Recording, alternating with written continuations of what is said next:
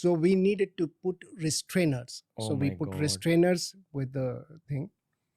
The second was to give some kind of injectable and psychotropic drugs which keep him calm, because Morphine? this was they're different ones. So some kind of haloperidol is something which is what we used in him.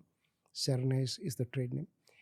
And we also were very clear in getting a psychiatrist evaluating him immediately after he woke up.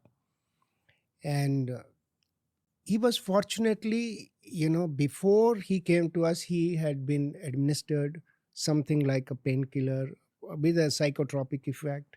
So he was calm when he came to us, and he was willing for a surgery, which was extremely rare to find. I was thinking that he would be fighting when he came, but he did not. So he submitted himself for the repair. That was the best thing that could have happened on that day. And next day morning, when I'm talking to him, and we don't broach the topic, I don't ask him, why did you do it?